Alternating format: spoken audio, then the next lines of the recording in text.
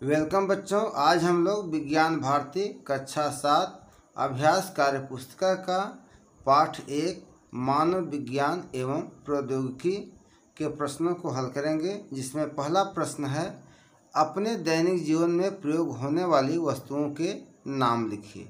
तो बच्चों, हमारे दैनिक जीवन में जो प्रयोग होने वाली वस्तुएं हैं उसमें मोबाइल, टीवी, पंखा, साइकिल, मेज, कुर्सी, कापी इत्यादि चीज़ें हैं ना। दूसरा है निम्नलिखित चित्रों को देखकर यातायात के प्राचीन संसाधनों पर ओल्ड तथा नवीन संसाधनों पर न्यू लिखिए। तो यहाँ पर देखिए एरोप्लेन है, तो ये न्यू संसाधन है। ये जो है कार है, ये भी न्यू है। यह बैलगाड़ी है जो कि ओल्ड हो चुकी है। यह मोटरसाइकिल है, न्यू है। यह साइकिल है, ये भी ओल्ड है। और ये नाव है, ये भी ओल्ड है। ठीक है ना।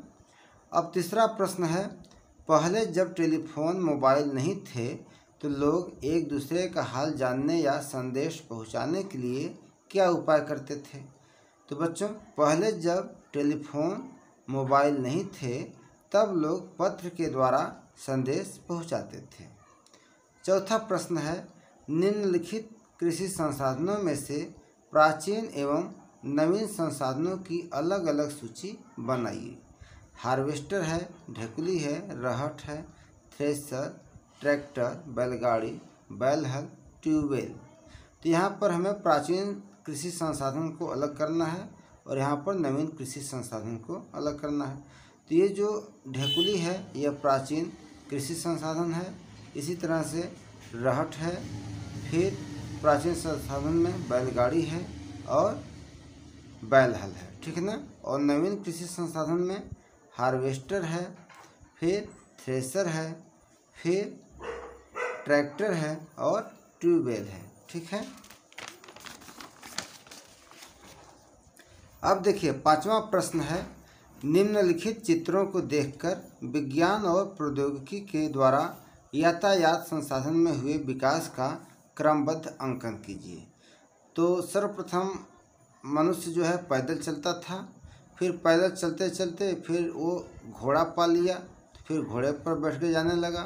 फिर पहिए का आविष्कार हुआ तो तीसरा क्रम हो गया पहिया। फिर पहिए का जब आविष्कार हुआ तो फिर क्या बना, बैलगाड़ी बना। फिर बैलगाड़ी के बाद फिर मनुष्य आ गया ट्रेन, वायुयान और कार पर। ठीक है ना। अब देखिए अगला है सोचिए और उत्तर दीजिए। छठा प्रश्न है यदि विद्युत का आविष्कार न हुआ होता तो वर्तमान में कौन कौन सी समस्याएं हो सकती थी।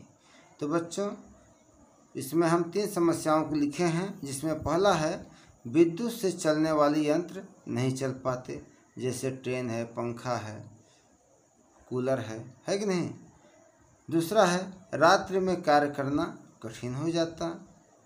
और तीसरा समस्या होती कि औद्योगिक क्रांति का विकास नहीं हो पाता। अब 7वां प्रश्न है कृषि के क्षेत्र में विज्ञान के नियमों व सिद्धांतों के प्रयोग से विभिन्न वस्तुओं के उत्पादन में आशातीत वृद्धि हुई है। कृषि के क्षेत्र में विभिन्न क्रांतियों का संबंध किस वस्तु के उत्पादन से है, लिखिए।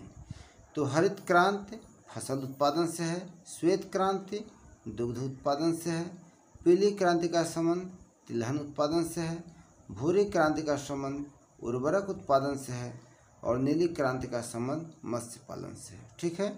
8वां प्रश्न है नीचे दिए गए वैज्ञानिकों के चित्र पहचानिए और उनके सम्मुख दिए गए स्थानों पर उनके नाम व उपलब्धि लिखिए।